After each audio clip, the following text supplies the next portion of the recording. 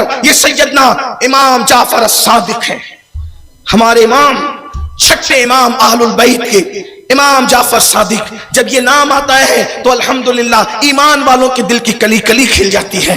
اللہ اکبر۔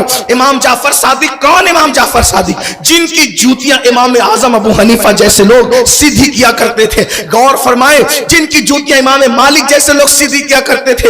امام جعفر صادق سے کسی نے پوچھا، مسئلہ پوچھا، حضور یہ بتائیں کہ اگر کوئی اپنی تلوار پر موٹ لگانا چاہے تو کیا دھات کی موٹ لگا سکتا ہے؟ تو آپ نے فرمایا بالکل لگا سکتا ہے۔ آپ نے لگا رکھی تھی، آپ کہا بالکل لگا سکتا ہے۔ کہا کیوں لگا سکتا ہے؟ کہا اس لیے کہ سیدنا ابو بکر صدیق نے اپنی تلوار میں موٹ لگا رکھی تھی۔ تو اللہ اکبر۔ اب پوچھنے والے کو ہو سکتا ہے دور دور میں لوگ کیڑے کاٹتے رہتے ہیں تو اس کو کیڑا کاٹا ہوگا، اس نے کہا کہ آپ بھی ابو بکر کو صدیق کہتے ہیں؟ امام جعفر صادق سے کہا کہ آپ بھی ابو بکر کو صدیق کہتے ہیں، اس لیے کہ صدیق اکبر کو ابو بکر سب کہتے ہیں، صدیق کہنے سے جی چڑاتے ہیں، لیکن امام جعفر صادق صدیق کہہ رہا ہے۔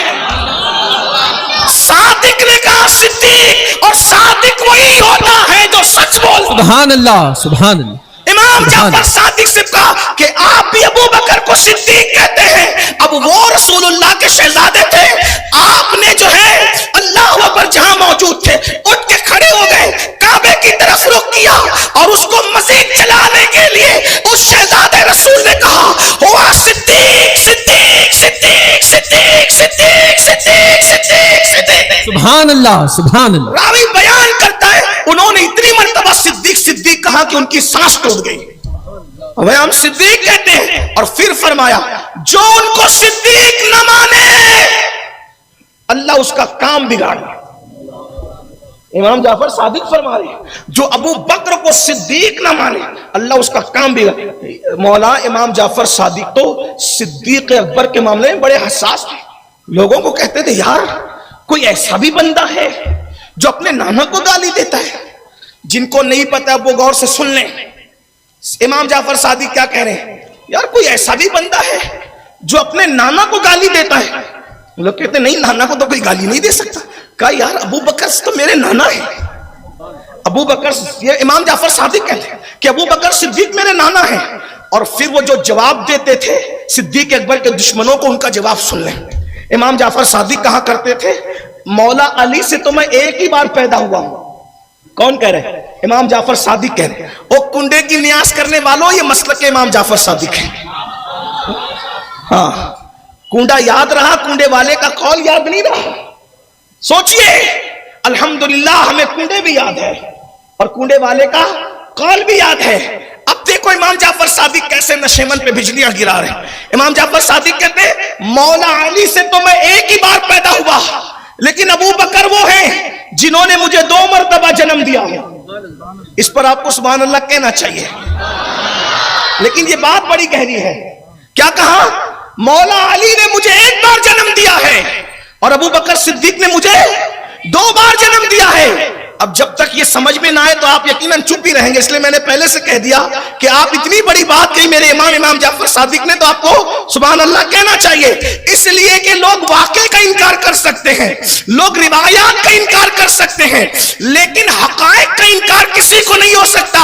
اب مولا علی سے 1 بار پیدا ہونے کا کیا مطلب؟ صدیق اکبر سے 2 بار جنم لینے کا کیا مطلب؟ تو اس کا بیک گراؤنڈ سن لے تاکہ مزے کو بھی مزہ آ جائے۔ اس کا بیک گراؤنڈ کیا ہے؟ بیک گراؤنڈ یہ ہے کہ جب فاروق اعظم کے دور میں ایران فتح ہوا، ایران کے فتح کے بعد اللہ اکبر ایران کی 3 شہزادیاں، 3 بیٹیاں اللہ اکبر کنیز کی حیثیت سے مسجد نبوی میں لائی گئی اور سونے میں زیورات میں لدی ہوئی تھی۔ حسن تھا، خوبصورتی تھی، جمال تھا، بہادری تھی، پیشانیوں سے سعادت کی جو ہے وہ اللہ اکبر لکیروں کی سلوٹیں امٹ کر کے کسی اور طرف لوگوں کو جو ہے وہ ان کی فکر کو مہمیز دے رہی تھی۔ ایسے عالم میں سیدنا فاروق اعظم نے کہا یہ خوبصورت لڑکیاں کون ہیں؟ تو اس وقت کسی کہنے والے نے کہا امیر المومنین یہ ایران کے بادشاہ کی بیٹیاں ہیں اور 9 شیروان کی پوتیاں ہیں۔ اللہ اکبر۔ فاروق اعظم نے فرمایا ٹھیک ہے ان کو لے جاؤ بیچ دو، بیچنے کے بعد جو ہے وہ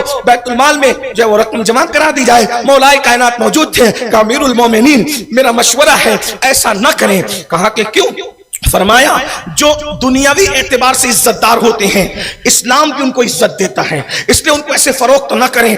अगर फरोख्त न करना है तो मुझे अता कर दें या फिर यूं ही मुझे दे दें। तो मौलाए कायनात ने कभी कनीजों और गुलामों में दिलचस्पी या दुनियावी मामलात में दुनियावी मालो मनाल में दिलचस्पी नहीं ली, लेकिन आज मौलाए कायनात कहते हैं या तो इन्हें ऐसा ना करें या तो मुझे बेच दे, नहीं बेचते यूं दे दें। तो आपने पूछा आप करेंगे क्या इनको लेकर के? तो मेरे मौला ने फरमाया कि करेंगे ये, क्योंकि ये जाहिरी इज्जतदार घराने की बेटियां हैं, तो इस्लाम में भी इनको इतनी इज्जत दी जाएगी ताकि इनको कोई आर न दिला सके। कहा मतलब क्या करेंगे आप? कहा मतलब ये करेंगे कि एक को अबू बकर सिद्दीक की बहू बना देंगे, एक को आपकी बहू बना देंगे और एक को अपनी बहू बना लेंगे। यानी जाहिरी एतबार से आला खानदान की बहुएं बेटियां थी तो इतने बड़े घराने की बहुएं बन जाएगी। फारूक आजम को मशवरा पसंद आया तो जिसको सिद्दीक अकबर की बहू बनाया वो उनके शौहर का नाम है एक शहजादे हजरत सैयदना मोहम्मद इब्ने अबू बकर रज़ी अल्लाह ताला अन्हु, उनके निकाह में एक बेटी दे दी गई, दूसरी बेटी अब्दुल्ला इब्ने उमर के निकाह में दे दी गई, तीसरी बेटी मेरे मौला आप सबके मौला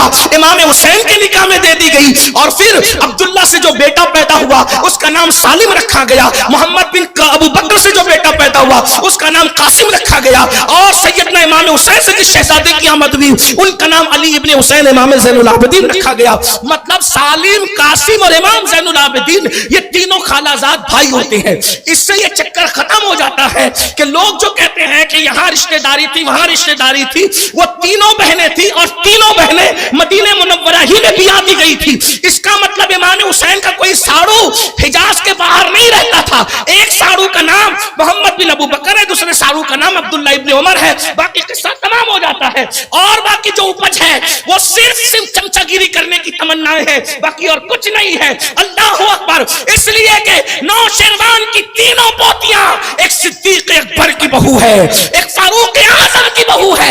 मुझे हैरत है सहाबा के बुक्स पर के लोग कितना बुक्स करते हैं कि सिद्दीक अकबर को के बेटे को साड़ू मानने की न मानना पड़े, अब्दुल्ला इब्ने उमर को साड़ू न मानना पड़े।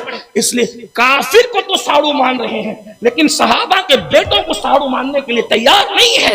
ये बुक्स कहां तक ले जाता है? अल्लाह अकबर। तो अर्ज ये कर रहा था कि तीनों का निकाह इस तरह हुआ, तीनों के यहां बेटे ही बेटे पैदा हुए, सालिम, आसिम, इमाम ज़ैनुल आबिदीन, अली इब्ने हुसैन। अब समझ में आई बात कैसे दो बार पैदा? तो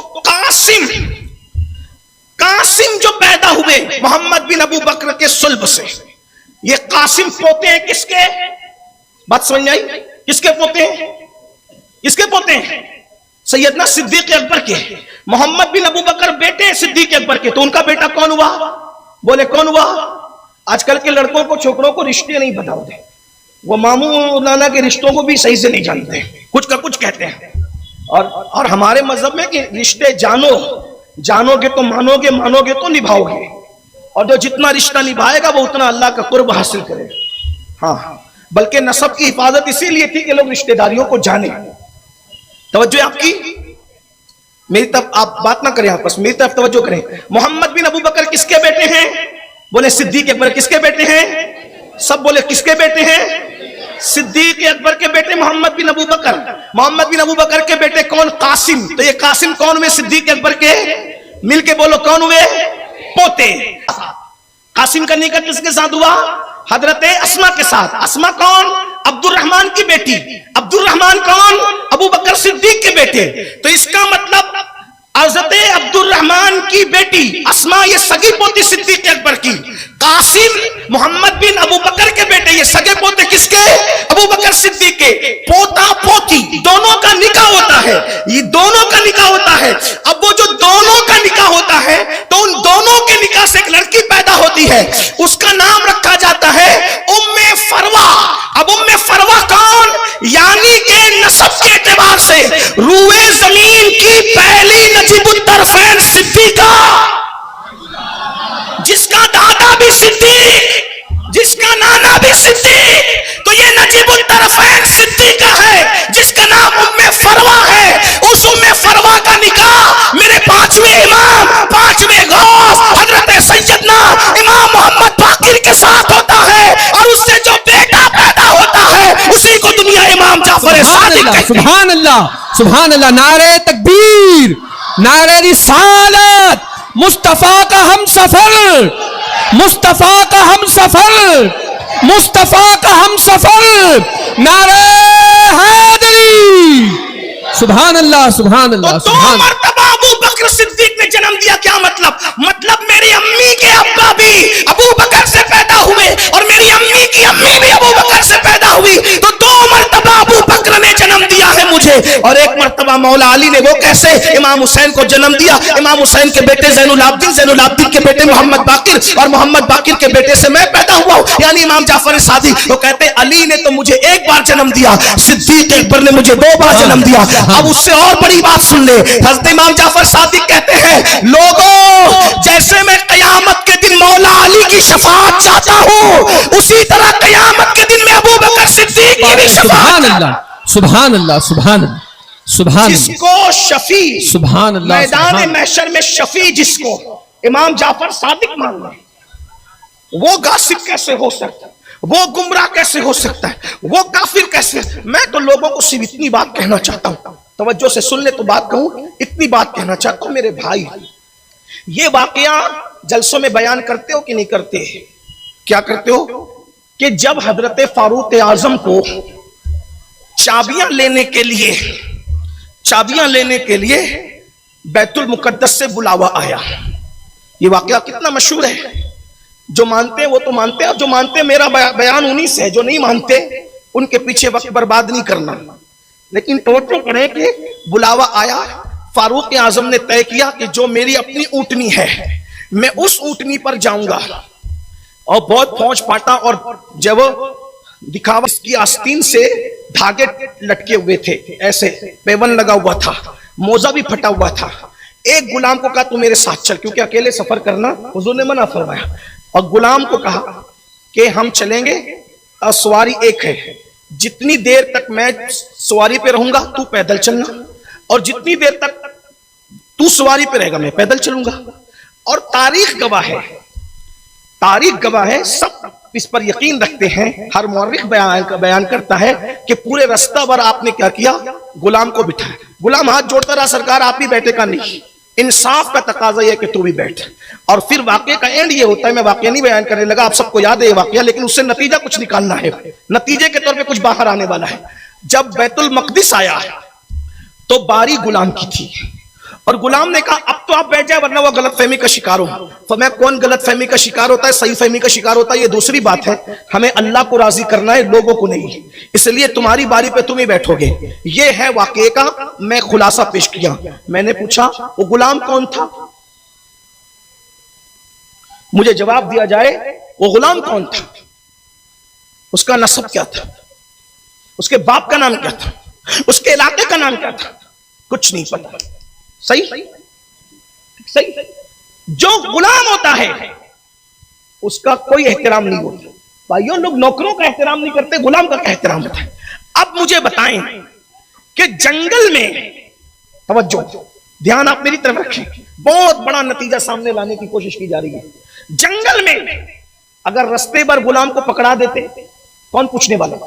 उस वक्त तो जानवरों से ज्यादा बदतरीन सुलूक लोग गुलामों के साथ करते थे। लेकिन ये फारूक आजम की तरबियत थी जो रसूलुल्लाह ने की थी, ये उनकी खशियत रब्बानी थी, ये उनका खौफ खुदा था कि उमर इब्ने खत्ताब ने खुद के गुलाम की हक तलफी नहीं की, तो जो अपने गुलाम की हक तलफी नहीं करता